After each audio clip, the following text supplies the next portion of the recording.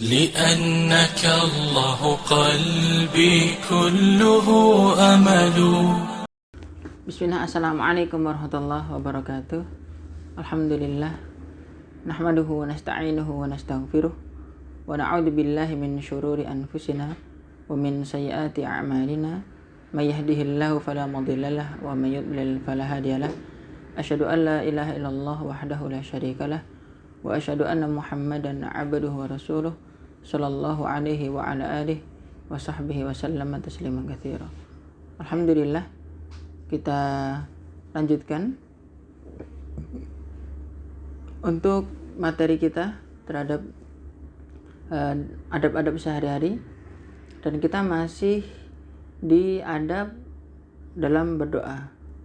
Kemarin kita sudah membahas 5 adab dan masih tersisa ada 4 adab lagi yang ditulis atau yang disebutkan oleh Syekh Dr. Abdul Hamid bin Abdul Rahman As-Suhaibani.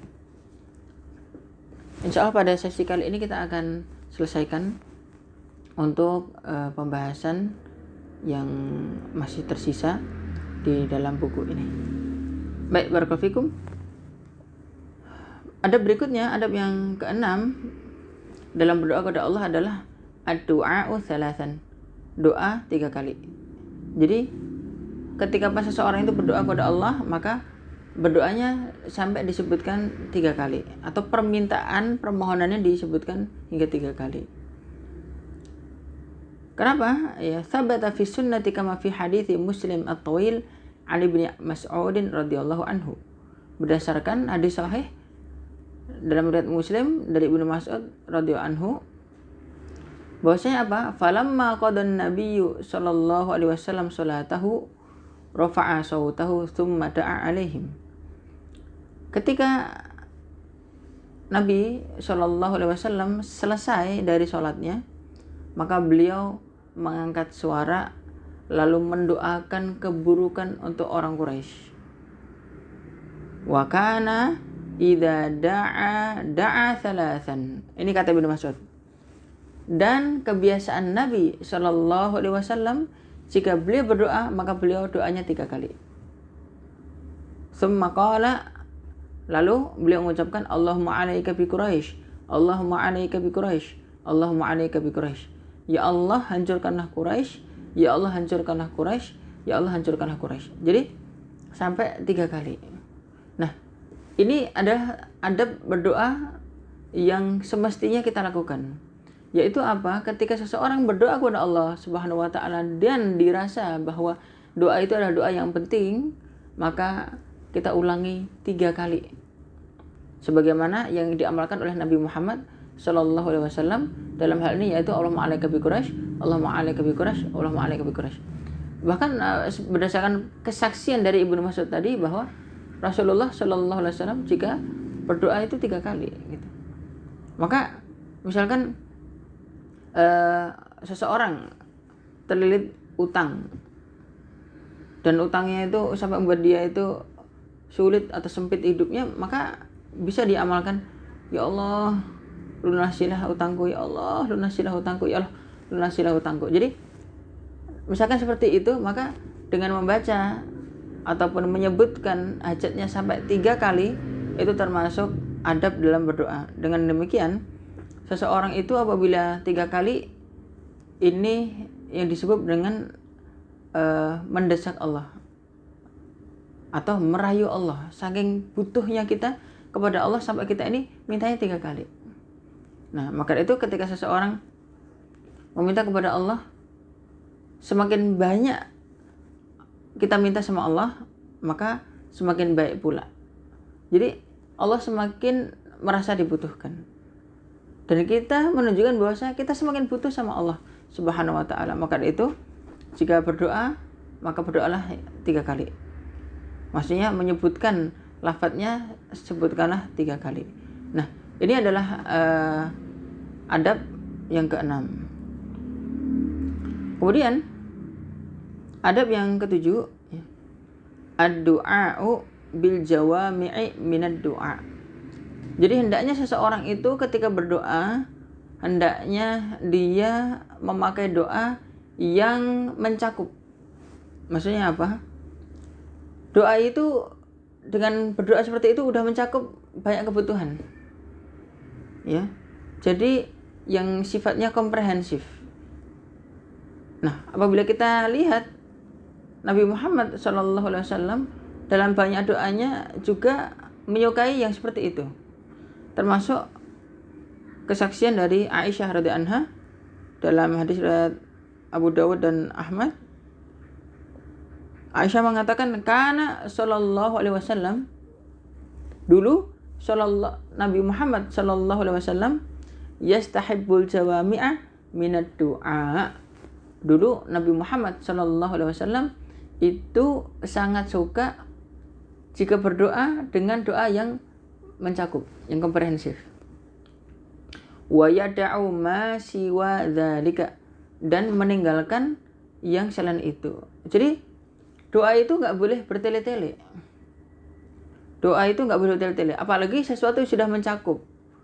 Maka misalnya kan begini, ya Allah, aku minta kepada Engkau surga, bidadarinya, sungai-sungainya, pakaian-pakaian indahnya. Seperti itu nggak boleh. Jadi kalau minta sama Allah, ya Allah, aku mohon kepada Engkau surga, selesai. Ya Allah, lindungilah aku dari neraka, udah cukup. Bukan, ya Allah, lindungilah aku dari nerakanya, dari rantai-rantainya, dari apinya, dari apanya, dan seterusnya. Enggak. Jadi sesuatu yang sifatnya mencakup dan tidak bertele-tele. Nah, doa yang seperti itu lebih dicintai oleh Nabi Muhammad SAW daripada yang ngalor ngidul dan seterusnya. Maka hendaknya seseorang itu ketika berdoa ya lebih efisien lah gitu, lebih efisien. Maka itu dalam berdoa kepada Allah pun kita juga memperhatikan lafaz-lafaz yang kita ajukan atau lafaz-lafaz yang kita gunakan. Ya. Kemudian termasuk di antara doa yang disebutkan oleh Aisyah radhiyallahu anha, salah satu contohnya adalah Allahumma inni a'udzubika min syarri ma amiltu wa syarri ma lam a'mal. Ya Allah, aku berlindung kepada Engkau dari keburukan amal yang pernah aku kerjakan, perbuatan yang pernah aku lakukan, dan yang belum aku lakukan. Subhanallah. Ini kan berarti kan udah mencakup doa yang mencakup banyak hal ya kan gitu ya. Jadi mungkin dulu pernah mencuri, pernah berzina, pernah makan riba, pernah menipu, pernah apa gitu. Nah, keburukannya itu berlindung kepada Allah dari itu semuanya. Jadi nggak perlu, ya Allah, dulu aku pernah mencuri, aku juga pernah makan riba, aku juga pernah misalnya menipu dan seterusnya, nggak usah sebutkan. Cukup Allahumma inni a'udzubika min syarri ma amiltu wa syarri ma lam a'mal. Ya Allah, aku berlindung kepada Engkau dari keburukan yang pernah aku lakukan dan dari keburukan yang belum aku lakukan gitu. Nah, seperti itu, subhanallah. Maka ini adalah contoh yang real bagaimana Nabi Muhammad SAW itu ngajari kita doa itu yang ringkas tapi sudah mencakup. Ringkas tapi maknanya dalam, maknanya sudah mencakup hal yang banyak begitu. Nah, dari sini maka pemilihan lafaz juga penting berarti ya. Pemilihan lafaz dalam berdoa itu penting. Maka jangan sampai seseorang itu berdoa kepada Allah tapi seolah-olah itu gimana? Sembarangan mintanya. Kita saja apabila kita minta kepada manusia pasti kita menyusun dulu kata-kata itu. Ya, ada orang kaya misalnya mau kita ngutang sama dia, pasti kan kita ngucapinnya nyusun kata-kata dulu. Nanti saya mau ngomong gimana ya? Oh, saya ngomongnya begini. Pasti begitu. Nggak langsung ujuk-ujuk tiba-tiba ngomong tolong pinjemin saya uang ya, nggak mungkin kan gitu. Jadi pasti kita susun kata dulu. Nah, begitu pula dengan saat kita memohon kepada Allah Subhanahu wa taala, kita pun juga demikian. Kita mintanya dengan apa? Kita meminta dengan susunan bahasa yang baik ya. Dan susunan yang baik dalam hal ini yang terbaik adalah yaitu doa ringkas tapi mencakup makna yang luas. Ringkas tapi maknanya luas. Nah, intinya begitu. Oke. Kemudian juga Abu Musa al-Asy'ari menyebutkan doa Nabi Muhammad sallallahu alaihi wasallam, Allahumma ighfirli khati'ati wa jahli wa israfi fi amri wa ma anta a'lamu bihi minni, Allahumma ighfirli ma qaddamtu wa ma akhartu wa ma asrartu wa ma a'lantu wa ma anta a'lamu bihi minni, antal muqaddimu wa antal muakhiru wa anta ala kulli syai'in qadir. Nah, ini juga salah satu contoh doa yang ringkas tapi cakupannya luas. Allahumma ighfirli khati'ati, ya Allah ampunilah aku kesalahanku, wa jahli kebodohanku, wa israfi fi amri dan berlebihanku dalam perkaraku, wa ma anta a'lamu bihi minni dan apa yang kau lebih tahu dariku. Allahumma ighfirli ma qaddamtu wa ma akhartu, ya Allah ampunilah aku apa yang telah aku ajukan ataupun aku akhirkan. Wa ma asrartu wa ma a'lantu, apa yang aku sembunyikan maupun apa yang aku terang-terangkan, lakukan secara terang-terangan. Wa ma anta a'lamu bihi minni dan apa yang kau lebih tahu dariku. Antal muqaddimu wa antal muakhiru, engkau lah yang memajukan dan engkau lah yang mengakhirkan. Wa anta ala kulli syai'in qadir, dan engkau maha kuasa atas segala sesuatu. Nah, ini adalah contoh doa yang cakupannya sangat luas ya, Masya Allah. Nah, ini doa-doa di antara doa-doa yang diajarkan oleh Nabi Muhammad Sallallahu Alaihi Wasallam. Jika kita mengambil contoh yang lain, misalnya pagi hari kita mengucapkan Allahumma inni as'aluka ilman nafi'an wa rizqan thayyiban wa amalan mutaqabbalan, misalnya, ya Allah aku memohon kepada engkau ilmu yang bermanfaat, rezeki yang halal, yang thayyib, dan amal yang diterima, misalnya. Ini juga doa yang subhanallah dari sisi cakupan maknanya luas sekali. Jadi apabila seorang itu udah dapat ilmu yang manfaat, rezekinya halal, thayyib, terus setelah itu amal diterima, berarti kan dia udah mendapatkan dunia dan akhirat itu. Ya. Dunia dan akhirat. Dalam hadis yang sahih riwayat Muslim misalnya, beliau memberikan doa, ya, ngajari doa kepada seorang badui, Rabbi firli warhamni wa'afini warizukni, ya. Rabbi firli warhamni wa'afini warizukni, wahai Rabbku ampunilah aku, rahmatilah aku, ya, berilah aku kesehatan dan berilah aku rezeki. Itu 4 permintaan, Rabbi firli warhamni wa'afini warizukni. Jadi ini kan udah mencakup dunia akhirat itu, ya. Ampunan dan rahmat akhirat, ya. Afiah kesehatan dan rezeki dunia. Udah selesai, ya kan? Masya Allah. Itu doa-doa yang diajarkan oleh Nabi Muhammad SAW rata-rata adalah doa-doa yang ringkas tapi maknanya itu sangat dalam, maknanya sangat luas. Ya, maka itu kita pun juga berusaha bagaimana ketika berdoa kepada Allah menggunakan lafaz-lafaz yang diajarkan oleh Rasulullah SAW. Apabila kita pakai lafaz sendiri, maka hendaknya pilih yang tepat, jangan sampai kita ini ngalor ngidul nggak jelas. Baik, barakallahu fikum. Kemudian adab yang berikutnya dalam berdoa adalah an yabda ad-da'iyu bi nafsihi. Hendaknya orang yang berdoa itu meminta itu untuk dirinya sendiri dulu sebelum minta untuk orang lain. Ya. Jadi ketika berdoa kepada Allah itu jangan doain fulan tapi dirinya nggak disebut, jangan. Adabnya nggak begitu. Adabnya tidak begitu. Kenapa di antara adab kita berdoa adalah kita meminta untuk diri sendiri terlebih dahulu sebelum untuk yang lain? Karena itu adalah ketawaduan. Itu adalah rendah hati. Kita lebih butuh daripada orang lain. Jangan sampai seolah-olah orang lain butuh doa kita sedangkan kita nggak butuh doa. Kita nggak butuh permintaan kepada Allah Subhanahu wa taala, enggak seperti itu.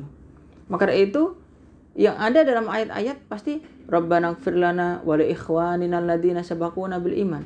Wahai Rabb kami, ampunilah kami dan ikhwan kami, saudara-saudara kami. Subhanallah. Jadi kami dulu sebelum saudara-saudara kami. Itu ya. Terus misalkan qala rabbi ighfirli wa li akhi wa dakhilna fi rahmatik. Wahai Rabbku, ya, ampunilah aku dan ampunilah untuk saudaraku. Ini yang disebutkan dalam Al-Quran. Jadi Al-Quran juga ngajarkan kepada kita secara jelas, ya, secara jelas bahwa kita ini meminta kepada Allah untuk kita dulu sebelum saudara kita, sebelum yang lain. Misalkan ada orang yang menitip doa, misalkan Pak Haji, Bu Haji, Mas, Mbak, atau Pak Ustadz, misalkan tolong doakan saya supaya hutang saya lunas, misalkan gitu. Ya, sebelum kita mendoakan lunasnya hutang orang lain, kalau kita punya utang ya minta dulu sama Allah, ya Allah lunasilah hutangku, kemudian utang orang lain gitu. Kalau kita ini bahkan ya, sebelum kita doakan orang tua pun kita doakan diri sendiri. Rabbi firli wali walidayya, wahai Rabbku ampunilah aku dan ampunilah kedua orang tua aku. Bahkan sebelum mintakan kepada orang tua pun diri kita sendiri dulu, karena kita lebih butuh ampunan daripada orang lain. Kita lebih butuh kepada Allah daripada orang lain. Itu ketawaduan yang luar biasa, ya. Maka itu yang seperti ini hendaknya kita jaga, hendaknya kita selalu camkan dalam berdoa. Termasuk Rabbana firli wali walidayya walil mu'minina yauma yaqumul hisab, ya. Wahai Rabbku, ampunilah aku dan kedua orang tuaku dan kaum mukminin, ya, pada hari hisab didirikan. Subhanallah. Ini doa-doa yang sangat jelas menggambarkan bahwa hendaknya kita memulai dengan diri sendiri sebelum orang lain. Jadi di sini ada hadis dari Ubay bin Ka'ab. Ubay bin Ka'ab mengatakan bahwa anna Rasulullah sallallahu alaihi wasallam, bahwasanya Rasulullah sallallahu alaihi wasallam kana idza dzakara ahadan fada'a lahu bada'a bi nafsihi. Kebiasaan Nabi sallallahu alaihi wasallam, jika beliau menyebut seseorang dalam doanya, maka beliau akan sebut diri beliau sendiri terlebih dahulu sebelum menyebut orang itu. Nah, ini Rasulullah sallallahu alaihi wasallam. Beliau melakukan itu, apalagi kita. Beliau saja mendoakan diri sendiri dulu sebelum mendoakan orang lain, apalagi kita yang lebih butuh. Ya, maka ini adalah adab yang perlu kita jaga. Nah, jadi seperti itu yang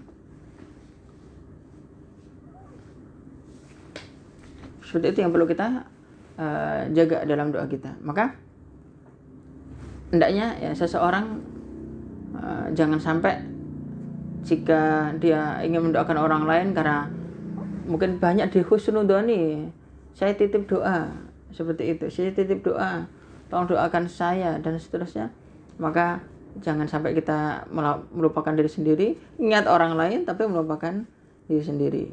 Nah, kemudian yang ke-9, ya, ini adalah adab doa yang terakhir. Taharril awqat al-mustahabbah, ya. Hendaknya seseorang ketika berdoa kepada Allah, dia mencari waktu-waktu yang dianjurkan, ya. Yang dianjurkan, waktu-waktu yang dianjurkan. Waktu-waktu yang dianjurkan ini adalah waktu-waktu di mana kita ini sebagaimana hadis itu akan diijabah, ya. Wa minha jauful lail. Di antaranya adalah di pertengahan malam. Ini nanti ada hadisnya, ya, bahwasanya Rasulullah sallallahu alaihi wasallam ditanya, ayu du'ai asma'. Doa apa yang paling didengar? Maka nanti Nabi Muhammad sallallahu alaihi wasallam mengatakan du'aun fi jawfil lail wa dubura kulli salah, yaitu pertengahan malam dan setelah salat, ya. Wa bainal adzan wal iqamah, dan antara adzan dan iqamah. Nanti ada hadisnya juga dari Anas bin Malik riwayat Tirmidzi, ad-du'a bainal adzan wal iqamah ad-du'a bainal adzan wal iqamah la yurad. Doa antara adzan dan iqamah itu tidak ditolak. Maka itu hendaknya seseorang ketika pas antara adzan dan iqamah berdoa kepada Allah Subhanahu wa taala. Wa fis sujud, dan ketika sujud. Nah, ketika sujud, ya, aqrabu ma yakunul 'abdu min rabbih wa huwa sajidun. Yang paling dekat seorang hamba dari Rabb-nya adalah ketika dia sujud. Akan tetapi di sini para ulama memberikan satu catatan bahwa sebelum berdoa kepada Allah Subhanahu wa taala, maka hendaknya dia membaca dulu doa sujud, bacaan sujud. Subhana rabbiyal a'la misalnya, atau subhanakallahumma rabbana wa bihamdika allahumma ighfirli. Sebelum berdoa baca itu dulu. Nah, setelah baca dengan bacaan sujud, setelah itu berdoa. Ya, tentunya pakai bahasa Arab ya. Kemudian wa indan nida ya, ketika pas adzan. Wa indal ba'as, ketika pas terjadinya satu musibah. Wa ba'da asr yaumil jumu'ah, dan setelah asar pada hari Jumat ya. Jadi kalau hari Jumat dari ba'da asar sampai matahari tenggelam itu ada waktu-waktu di mana mustajab doa ya. Apabila seseorang pas atau bertepatan dengan waktu itu, maka Allah akan jawab doanya. Wa yaumu Arafah, dan hari Arafah. Bahkan Nabi Muhammad SAW berdoa bersabda, afdalu du'ai du'au yaumi Arafah. Seutama-utamanya doa adalah doa pada hari Arafah. Maka itu hari Arafah itu doa sangat mustajab, maka jangan sampai ditinggalkan. Wa inda nuzulil matar, ketika turunnya hujan. Jadi ketika pas hujan deras seperti itu, maka sebenarnya turunnya hujan itu adalah rahmat, kata Nabi Muhammad SAW. Maka ketika pas turunnya rahmat itu berdoalah, itu perintah Nabi. Maka ketika turun hujan, udah bismillah, doa sama Allah, apa yang kita minta Allah akan ijabah. Wal ashar al-awakhir min Ramadan, 10 terakhir dari Ramadan. Jadi pada malam-malam terakhir bulan Ramadan, maka itu doa-doa diijabah, apalagi bertepatan dengan malam Lailatul Qadar. Jadi seperti itu. Nah, kemudian selesai pembahasan kita terhadap adab-adab dalam berdoa. Akan tetapi izinkan saya di sini untuk memberikan tambahan-tambahan. Di antaranya adalah doa, kata para ulama dibagi menjadi 2. Disebut dengan doa ibadah, dan doa masalah. Doa ibadah maksudnya adalah berdoa kepada Allah berdasarkan waktu tertentu, tempat tertentu, kondisi tertentu, dan lafadznya sudah ditentukan oleh Rasulullah Shallallahu Alaihi Wasallam. Itu namanya doa ibadah. Doa ibadah maksudnya apa? Misalkan nih, seseorang masuk kamar mandi, masuk rumah, keluar rumah, masuk masjid, keluar masjid. Itu maksudnya kita membaca bacaan. Ya, bacaan-bacaan itu adalah doa, dan doa itu disebut dengan doa ibadah. Ya, yang lafadznya sudah ditentukan oleh Rasulullah Shallallahu Alaihi Wasallam. Kemudian berikutnya adalah doa masalah. Doa masalah adalah doa permohonan. Adalah doa permohonan. Doa permohonan yang kita minta kepada Allah apa? Ya, hajat dunia, hajat akhirat, minta ampun dan minta semuanya. Itu namanya doa masalah. Nah, doa yang kita panjatkan ya, saat tadi turun hujan, habis asar, pada hari Jumat, adzan iqamat, itu adalah doa masalah tadi, doa-doa permohonan kepada Allah Subhanahu wa taala. Nah, bedanya antara doa ibadah dan doa masalah adalah apabila seseorang itu berdoa dengan doa masalah, maka hendaknya dia menghadap kiblat, kemudian mengangkat tangan, ya, bersuci. Nah, itu adabnya seperti itu. Adapun jika doa ibadah, maka tidak perlu. Misalkan doa setelah wudhu misalnya, itu tidak perlu angkat tangan. Ya, karena itu doa ibadah, bukan doa masalah. Mau masuk kamar mandi misalnya, itu nggak perlu angkat tangan. Setelah adzan, mengucapkan Allahumma rabb hadhihi da'wati tammah misalnya, itu juga tidak perlu angkat tangan, karena itu doa ibadah, bukan doa masalah. Maka berbeda antara doa masalah dan doa ibadah. Nah, maka ketika seseorang misalnya ya doa setelah wudhu, yaitu nggak perlu angkat tangan, nggak perlu menghadap kiblat, gitu ya, seperti itu, maka tidak perlu. Maka ini bisa diperhatikan dalam hal ini ya. Kemudian di antaranya juga adalah ada sebagian orang menyalahkan apakah boleh ketika setelah selesai doa terus mengusap muka gitu ya. Jadi mengusap muka gitu. Ya, di sini ada perbedaan pendapat di antara ulama ya. Ada sebagian ulama mengatakan bahwa hadis-hadis dalam hal ini dhaif. Ya, ada juga sebagian yang lain mengatakan hadisnya hasan. Al-Imam Ibnu Hajar Al-Asqalani berpendapat bahwa hadisnya hasan. Karena hadisnya ada 6 dan ada kata dhaif pun jadi hasan li ghairihi. Ada juga ulama yang mengatakan bahwa ya hadisnya dhaif maka tidak perlu diamalkan. Jadi setelah doa maka udah gitu aja.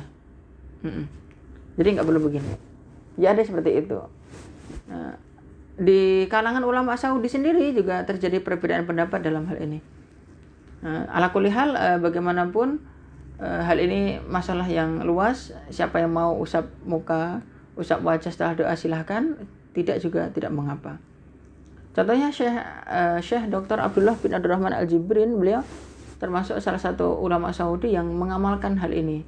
Jadi jika beliau berdoa, beliau selalu mengusap wajah. Jadi jika tidak ya nggak apa-apa, iya juga nggak apa-apa ya. Jadi tidak mengapa. Jadi hal ini masih ada khilaf, tidak perlu saling menyalahkan.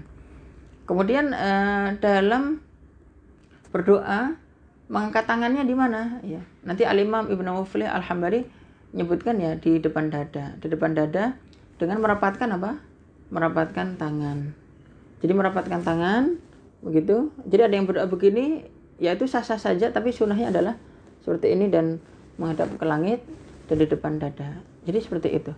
Maka kita lihat hadis riwayat Tabrani dari Ibnu Abbas. Ibnu Abbas mengajari kita berdoa dengan cara seperti itu. Maka ini hal-hal yang perlu kita perhatikan juga dalam berdoa kepada Allah Subhanahu wa taala. Seperti itu. Kemudian di antaranya yang perlu kita perhatikan juga dalam berdoa adalah jangan sampai seseorang itu berdoa mendoakan keburukan untuk harta dan keluarganya. Gitu. Jadi karena habis misalnya berantem sama istri atau mungkin lagi sebel sama anak begitu, jangan pernah mendoakan keburukan untuk keluarga kita atau harta kita gitu. Jadi la tad'u ala ahlikum wala amwalikum ya.